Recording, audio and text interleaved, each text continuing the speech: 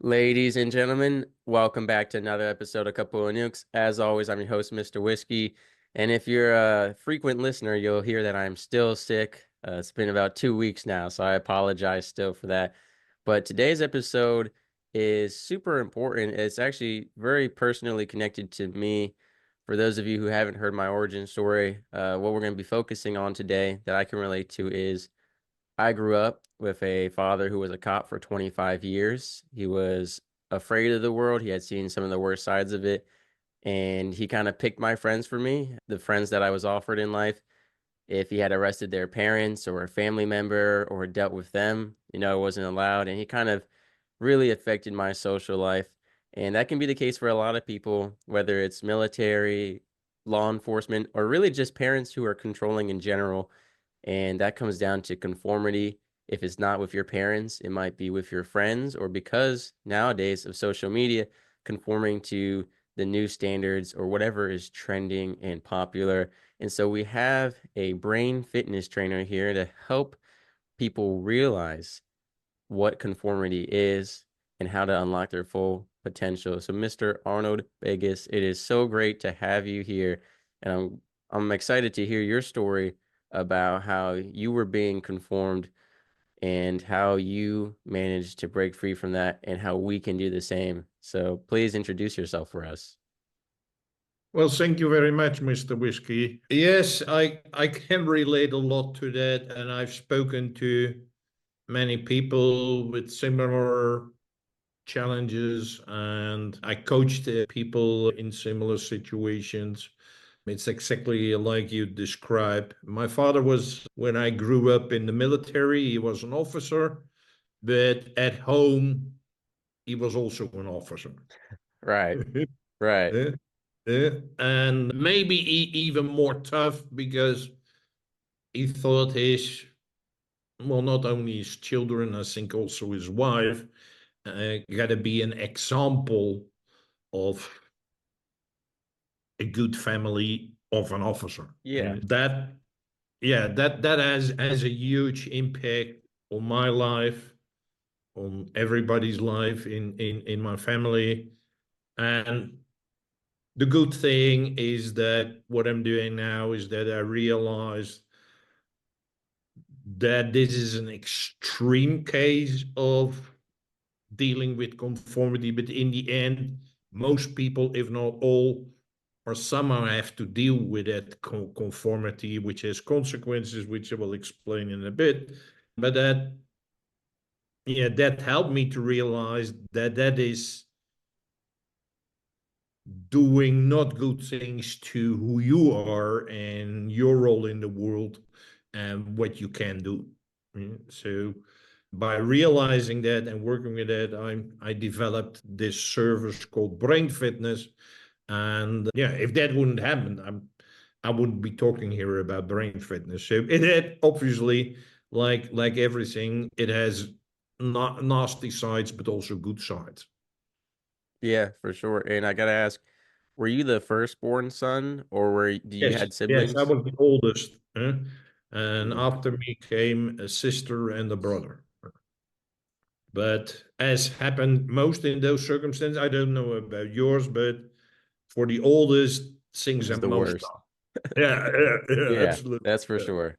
yeah. Yeah, that's for sure. I know not only was I the oldest, I was the only son as well. So after me came two sisters, and so one they got the princess treatment. My first sister not as much. My youngest sister, it's funny when I wasn't allowed to have a phone until high school, really late high school, just because my parents finally gave in. They really didn't want me to have one. My youngest sister, I think, got it in fourth or fifth grade. I wasn't allowed to play video games like Call of Duty or anything with guns or violence or bloodshed or cursing because that was, bad. She was playing them in fifth grade, so it's a, and I, regardless of your family, it always seems to be that way where the oldest gets, I think what is it? It's the oldest is they have to live by all the rules. The middle one, the rules doesn't, or they're the reason It's crazy. There's a saying. I know the rules don't apply to the youngest. And I think the oldest is the reason they have rules. So Yeah. I can totally relate to that, and that is frustrating because you see that happening in your family. Is like, well, why are they allowed to do this and I was not allowed to do that? yeah. Right? Yeah. And they're like, well, it made you better, didn't it? Or it's their response to it is always just so dismissive. It's crazy. So we talked about, and one thing I wanted to say that I could relate to that was in your bio. You talked about having to have the short haircut. And I hated that growing up. Every now and then my parents would be a little lenient, but they loved the buzz cut on me, the faux hawk and the short hair just because they thought it looked clean, it looked sharp, and I just hated it. I hated it, and I remember when I got out of the military, because I ended up going into the military because of them, and then I had to keep my hair short even then. As soon as I got out, I let it grow out, and I realized there comes a certain point where it kind of just gets itchy, and I don't like it long. But there's that part of me that says, well, we got to do this to show mom and dad, we're gonna grow out our hair. So I could relate to that part. So can you kind of tell us Yeah, about? actually, well, I'm a bit older than you. I was in primary school in the 60s, yeah? And the 60s are noticed for, well, in France it was, yeah, with rebels and student protest and boys, men growing long hair. They had hair up until the shoulders or whatever. Right. I was having this haircut, yeah? And because when my father was in the military, you also should have a short haircut. Yeah? Yeah. So at home it was the same, and it was always when the hair started to touch my ears, he said, you're going to the hairdresser, or I'll take the scissor to cut the grass and I will cut your hair myself. You know what? That reminds me of a great story my dad told me. Something you could never do nowadays. This coach at his high school had told all the football players when you come back for the fall, you better all have clean haircuts. And a bunch of them had long hair. And the coach came out there with scissors and he grabbed all of them by the hair and cut it. He goes, I thought I told you guys to have short haircuts. And, my dad always loved that story. And I said, yeah, you definitely could not do that nowadays. You would get into a lot of trouble. So when you say Yeah, but that is times they are changing. Is yeah. So can you kind of tell us about some of the restrictions that applied to you and the way it affected your childhood? I know I mentioned for me, I wasn't allowed to be friends with certain people because my father looked down on their families because there had been, delinquency or, criminal activity or just mild stuff. And a view that I don't share, and it's not biblical. We are not to judge people based off their family members, and whether you're religious or not, that's just a good practice to follow. Children aren't always like their parents or vice versa. So how did that work out in your family? well, I don't know whether it was my father or my mother. They mostly didn't like if you would go to friends. Then, well, I was just after school allowed maybe an hour or, well, I don't know exactly, an hour or 2 hours, but then I had to go home and be on time or whatever. So my mother really didn't like it because it changed the program. And Yeah. but the main thing was I didn't learn at all to think for myself because my father determined what school, where, when, what, everything. So I well, I was not used to think for myself, eh? And Yeah. I had to go to university. I had no clue what a university was. It's like it's like Yeah.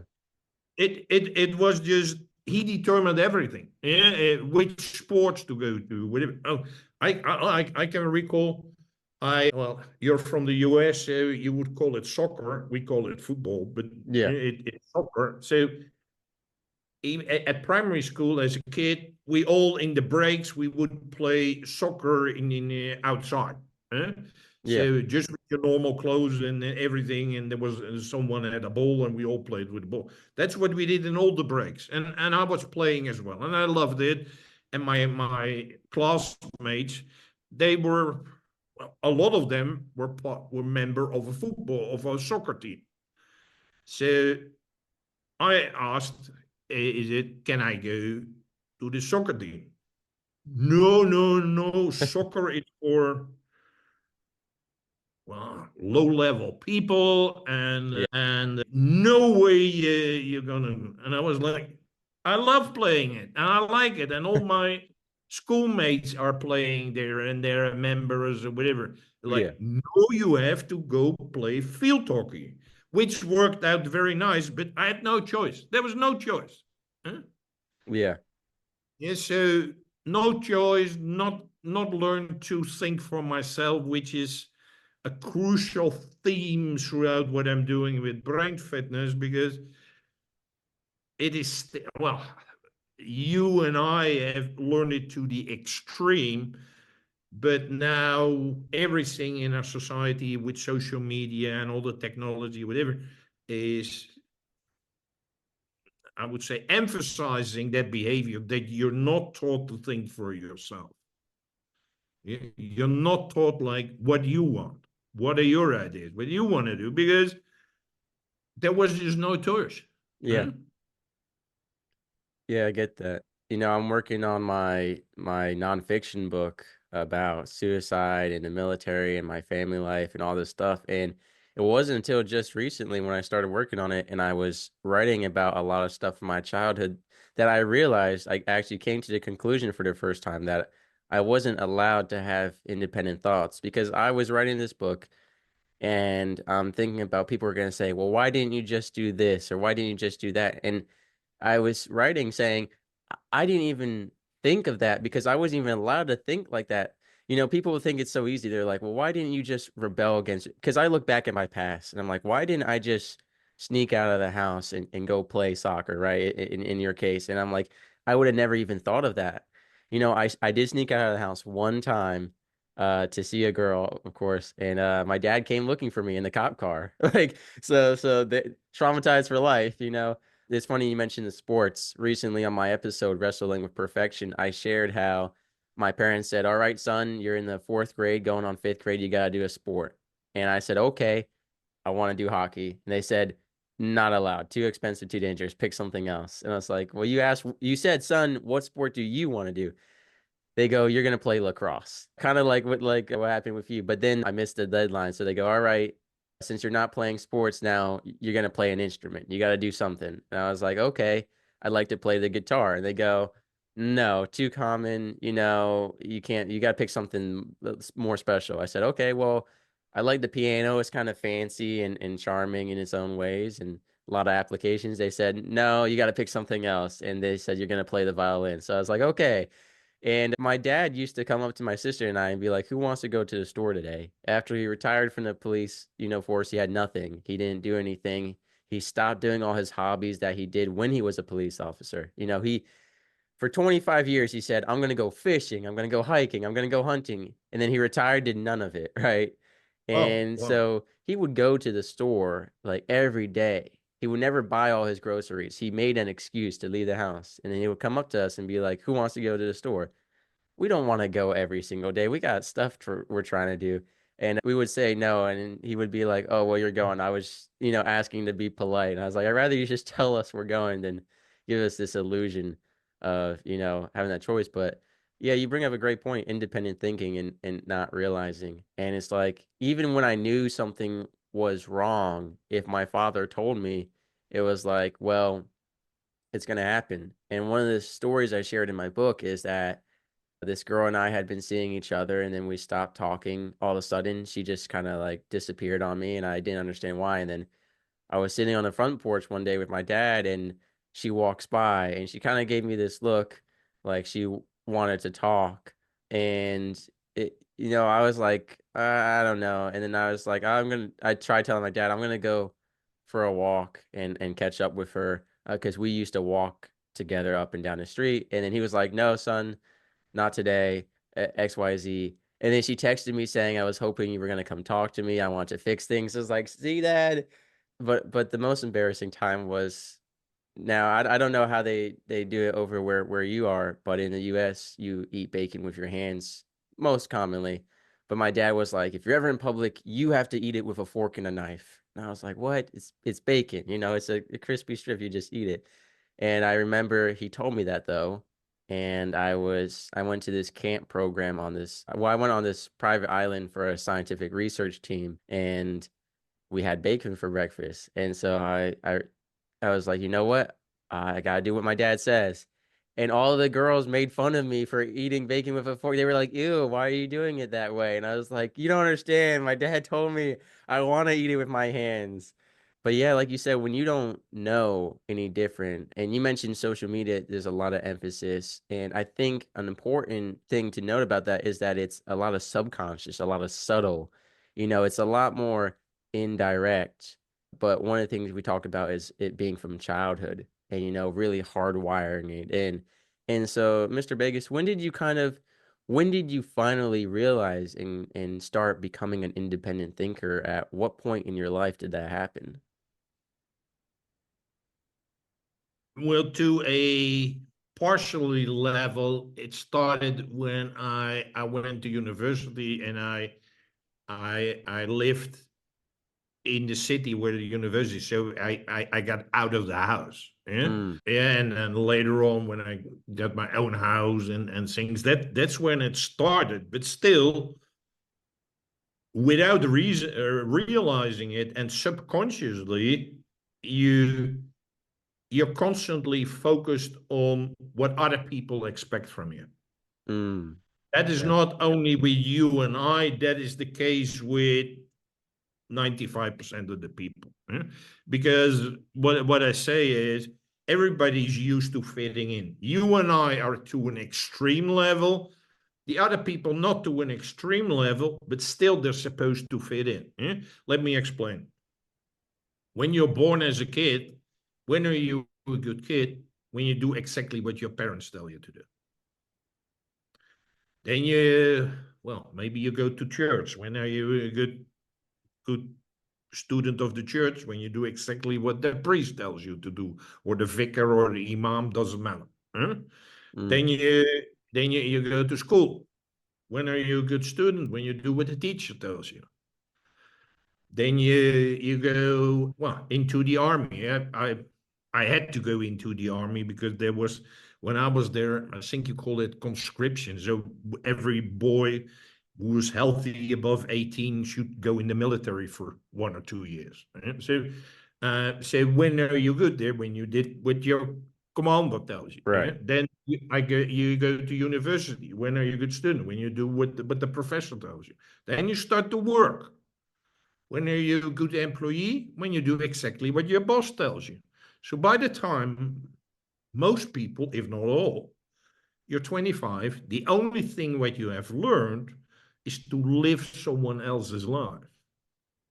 You only have learned to meet the expectations of all these other people.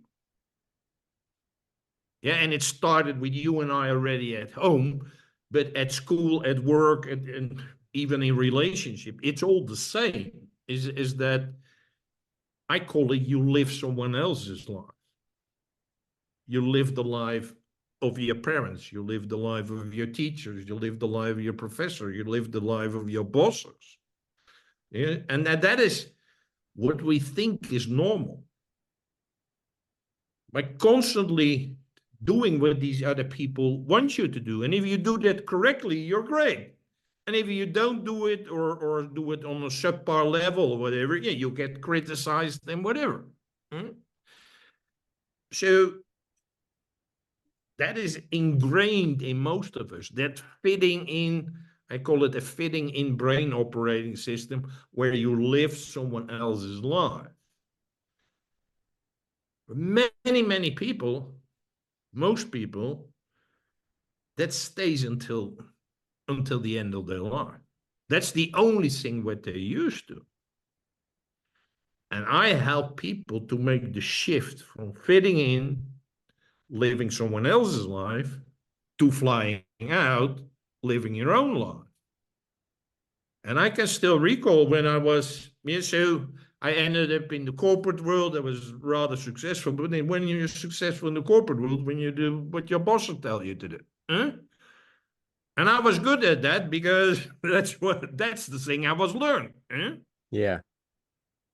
So, but then that ended with a lot of crisis, and I took a coach. This was the beginning of the 2000s, so even before you were born. But it's like, so that's when having a coach was not commonplace. Never, so, but I was very fortunate to get a coach, and I can still recall I was at the beginning of my 40s. And he asked me, and I was explaining, like, what kind of job do you want to do? What are your next steps, Arnold? And I was like, I don't want this anymore. I don't want this anymore. I don't want this anymore. And, yeah, all this. And then he was like, yeah, Arnold, I understand what you don't want to do, but please tell me, what do you want to do? Wow. And I'm like, I had no clue. Yeah. The only thing what I said, and that way I said I want to be a general manager because I don't like bosses. Yes, it was like, yeah. But for the rest, I had nothing. Yeah, for what I don't want, I got such a list, and Yeah. what I do want, the only thing is that I want to be a general manager. So I was like, I have no clue. So Yeah. I was at the beginning of my 40s when someone asked me the question. That was the first time in my life when someone had asked me that question. Nobody ever had asked me that question. That is not exceptional for my life and who I am, although I grew up in a different time than you, but Yeah. that's the situation for most people. We just constantly tell them what to do, and society pushes you, and like, yeah, you got to get a high education and a good job, and then you got to marry, and then you got to buy a house and a bigger house and a car and a bigger car and all of these things. Yeah. But nobody tells you, like, yeah, but what do you really want? What are your strengths? What is your passion? What do you love to do? Whatever. It's like, no. Just take that job, do that. Huh? So making that shift is a huge shift because we have not learned to think for ourselves. We only learned, and that is, you will well, I know you will recognize this. We developed an inner critic. Yeah? We have that voice inside, which in my case was really the voice of my father. It's Yeah. so, yeah, so I would already, when I didn't get a good grade at school for some topic or whatever, I already started blaming myself what my father would do a few hours later. Yep. Yeah?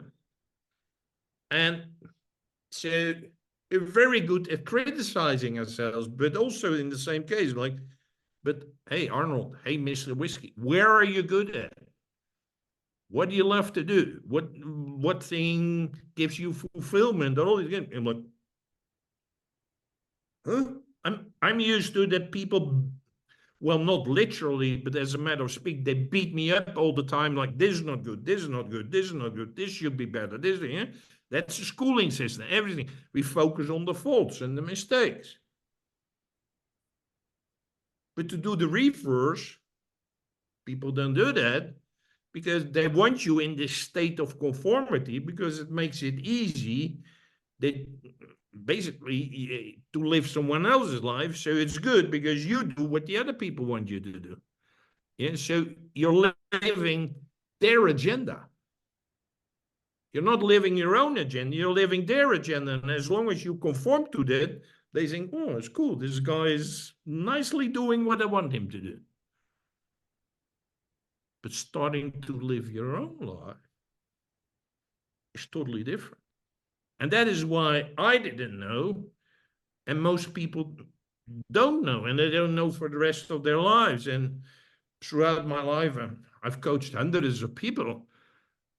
I do this process with them, and it's all the same. Everybody has such a list what they don't want, and what they do want, they have no Right. clue. Well, there's a few things I want to touch upon that you mentioned. The first being how it usually works out, and this isn't all cases, but most of the time, on top of, whoever you're conforming to, like in our cases, our parents and stuff, what we do want to do is something that they don't like. So not only do we want to do what they want us to do, typically it's like whatever you do want to do, they don't like. And so they'll criticize it and be harsh on it. So on top of that, you have all these layers of, well, what I wanted to do, they criticized. And one of the things you kind of mentioned without saying it directly is that conformity is rewarded. You talk about, all right, how do you conform in school, right? When you go to school, how are you a good student? You do what your teachers say, or in the military, you follow orders, right? Whatever it is in the church, everything is a graded system of some kind that rewards conformity, right? And I'm not saying you should rebel and not do good in school, right? But the more you conform, the better your grades, right? In the military, it's rank and whatever else is in it, sometimes rewards.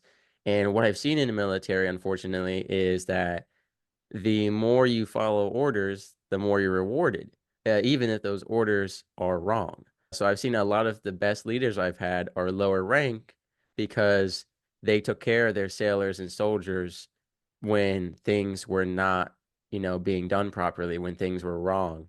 And because they weren't conforming and just following orders that were wrong, unjust, they were punished. And there are, things to hold people accountable, but unfortunately, you can only do so much. Even social media rewards conformity, right? Because if you do something that's trending, you'll get more likes, more attention, more approval, validation, right?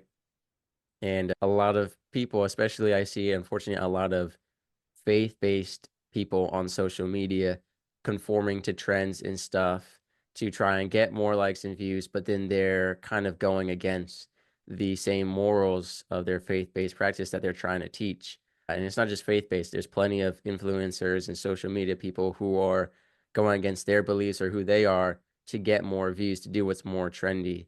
Unfortunately, there's a lot of bad stuff that is trending, stuff that people don't agree with or that you don't agree with. So I totally agree. And one of the things you talk about, what do you want to do versus what other people want you to do? And this is huge for military members who are active duty. And if you're active duty and listening to this, definitely pay attention. A lot of people are going to tell you to reenlist, to stay in the military, especially your parents are going to say, it's guaranteed pay, it's guaranteed housing, it's medical, it's dental.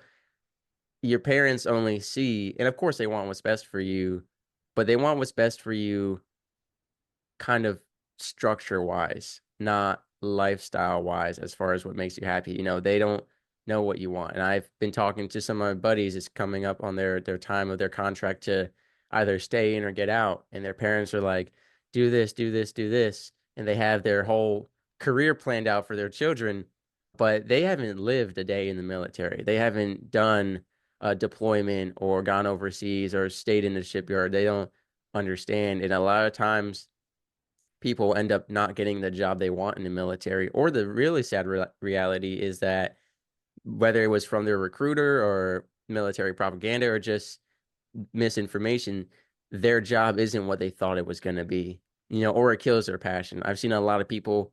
One of the biggest examples we've talked about on the show is people who love cooking and they go into the military to be a chef and they realize making thousands of grilled chicken breasts for, thousands of sailors is not the same as cooking in your kitchen, having a little music on, making it fancy. A lot of cooks lose their passion in the military. Same with bakers who go in and they're making, the cookies and brownies by the hundredfold, they lose their passion. But even like mechanics, when you have to conform to what you like, when you're restricted, especially in the military, it can kill your passion. So I've seen a lot of people trying to do what their parents think is best or the military thinks is best in terms of either staying in or getting out. And there's a lot of pride too. People don't want to get out because their family will be disappointed, but you should definitely do what's best for you. And you mentioned college too. College is always being pushed, especially by parents and society. Like you won't make it anywhere in life if you don't go to college. And there's this stigma that looks down on the blue collar industry. Like you mentioned your parents saying like soccer is for low lives. My father actually, when I had mentioned the idea of community college, I didn't know much about education in school, but I said I know some people go to community college and then transfer over regular college. He said that was for minorities and unintelligent people and the scum of the earth, that I was, levels above community college, and that's a huge misconception. That, everyone's entitled to their opinion, but I've seen plenty of great successful people go to community college. There's plenty of people who do it because it's a smarter financial decision or it's just better for their lifestyle. But I think there's a lot of that mindset out there, not just my father, but people who think if you go to trade school, you're a bum or a redneck or you're stupid. So all you can do is manual labor. So a lot of people push for college, but like you said, that might not be what you want to do. And I really like you focus on the people.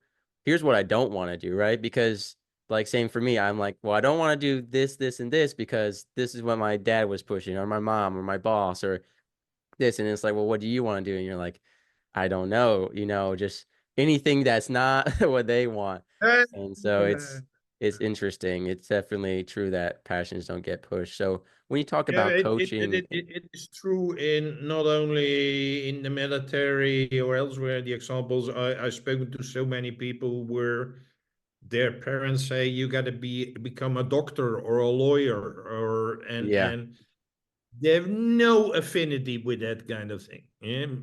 For instance, with Indian people, we're talking about 1 billion plus folks. Yeah, so it's a lot of people, and their families are driving them very hard to study one of those things. Yeah? yeah, And it doesn't matter whether they like it, whether they want to do it, or whether they want to become a chef or a gardener or whatever. No, it's like you got to become that. Yeah? yeah. And if you're unhappy doing that, it's not relevant. Yeah? So it's like you got to do that. I would still like to add something which you expressed earlier is that I would like to explain the difference between internal validation and external validation. Yeah? Mm, By fitting in, by living someone else's life, by meeting other people's expectations, by what you explained about the social media thing, getting likes and whatever, that forces you for that called external validation, that someone else says you're good, you're okay, you get a like, you're the type of son I want you to be, blah blah blah. Yeah? So but that means we are giving our power away. We're giving our power to those people who hopefully give us a like on Facebook or Instagram, doesn't matter. Yeah? Or that is like, oh, my son is a lawyer. Yeah? But it's external validation. By external validation, you totally give your life away to other people. What I say to people is like, you got to take back that power. You got to focus on internal validation. And internal validation is like, the only thing what counts is Mr. Whiskey happy and fulfilled with what he's doing. yeah, Is that you will get to live your out life. For all of your life, you're stuck with yourself. And so you got to make sure that you are proud, fulfilled, nice, loving, kind to yourself, and say, hey, I don't care what other people think about me. It's like what I'd like to do. And I think I did my best. I think I lived my best life. I think I did my best things. Yeah? I'm Dutch, but I'm currently living in Romania for a little bit over 6 months now. And when I tell people in the Netherlands when I was there, is like because I was helping my mother. She had dementia and Parkinson, and then she died. But I lived in her house, and I was selling the house, so I had no place to stay. So some neighbors were like, "Where are you going?" Whatever. I said, "I'm going to Romania," and they're like, "Huh?" In the Netherlands, Romania is not a common destiny. So it's like, what are you doing there? You have a job there? No. Have you been there? No. Do you know anyone there? No. Oh, you go to a city? Yes, I go to a city called Cluj-Napoca. Oh, have you been there? No. You speak the language? No. So these guys, I could tell from their body language, maybe like that guy is totally crazy. Yeah, is like I don't understand anything from that dude. Huh? But again, making that decision, and I'd done it earlier in my life as well, a few years before. Those are one of the best choices I made ever in my life. Yeah? So, but that was my internal validation. My external validation is that guy's crazy. Yeah. Yeah. Well, and conformity is a vicious cycle because you talk about there's a few different reasons why parents will push a certain career. The big one, like I said before, financial structure and security. However, the way conformity creates a vicious cycle is, for example, I'll get personal with my case. My mother had perfect gun scores and firearm scores for shooting, and she really wanted to be a Marine. She wanted to be the real life Wonder Woman and Elektra, and she became a stay-at-home mom instead. A different story, and she kind of, I think part of the military, because she pushed my siblings into the military as well, is she wanted us to kind of fulfill her dream because she expressed Yeah. how she regretted not joining the Marines, XYZ. And it's not just my case. There are hundreds and hundreds and thousands of parents who think, well, if my kid can do the dream I wanted, they'll be happy. The difference is it's their dream, not ours. And Yeah. so Yeah. it creates this cycle then because let's say I had stayed in the military my whole life and I was miserable and I was like, this is what my mom wanted, not what I wanted. I wanted to, let's say, be a podcaster. And then I have a son and I'm like, you're gonna be a podcaster. And I push for that, thinking now he can do what I wanted to do. I'm happy because I'm living through him and he's happy in my mind because he's doing something that I'm like, this is great. I love podcasting. Why wouldn't Junior here, love it? So it creates this cycle then because let's say my son then has a son or a daughter and he's like, all right, you're gonna be a dancer because I had to be a podcaster and I didn't want to do that. So it creates this vicious cycle, unfortunately, of living another person's dreams. So that's another reason for conformity, for people pushing a career onto someone, and also just fear of failure, not just of their own failures but of your failure.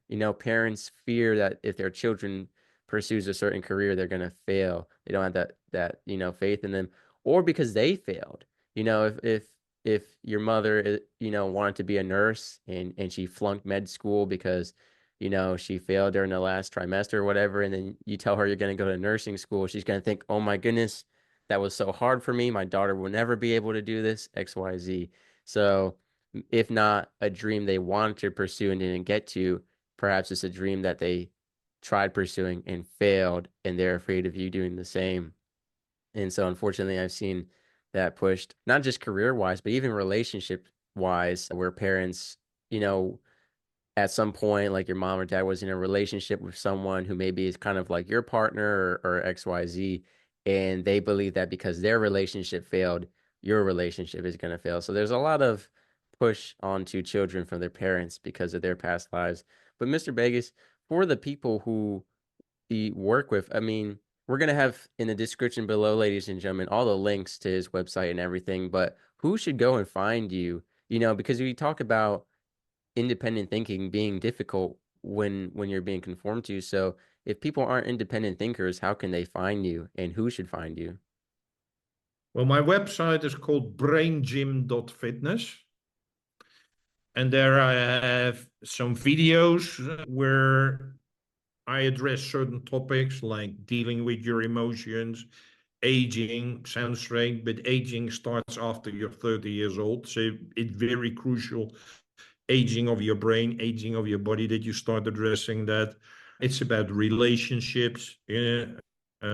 It's about curiosity. It's about learning. And basically following the things which you find interesting rather than other people. So I got videos around these specific topics, and I got 2 training programs. One for people who want to shift out of that fitting in environment. Doesn't matter whether you're in the military, you're in the police, you're in a bank, you're in an IT company doing some dull programming all day and whatever. Yeah, so I help people from fitting into flying out. Yeah?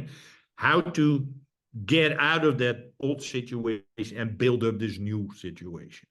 And I have another training which I called From Flying Out to Extraordinary, and that is where people who are already, maybe they're freelancing or maybe they're entrepreneurs, but they really want to do something game changing. It's like, hey, I want to contribute maybe to my community, maybe to my city, maybe to my country, maybe to the world, but I really want to add something significant where I make the world a little bit better.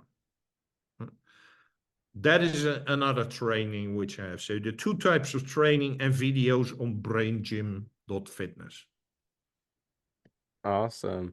Yeah, so ladies and gentlemen, if you know someone who is living a conformed life, they might not even realize it. So if you're listening to this, either send this to them or have a discussion with them. It can be hard to open their eyes when they're, so used to that, because humans are creatures of comfort and habit and pattern. And so the idea of being independent, especially when you are raised whether subtly, subconsciously, or just straightforward in a conformed lifestyle, it can be a very difficult change. So please send them this episode. Please send them over to Mr. Beekes' website. Again, that'll be in the description below. But Mr. Beekes, thank you so much for coming on the show. I really appreciate you talking about this subject and for sharing your life story with us. I'm happy to do that, and thank you for sharing as well with the audience. Sailing through the ocean blue, nuclear reactors my crew, guiding the ship, the stars as our guide, through the waves we ride, jokes and laughter fill the air. On this voyage we have to share, working together, side by side, as one family we will abide. In the heart of a ship we reside, nuclear operators with pride, powering the vessel with every stride. Our mission, a source of great pride.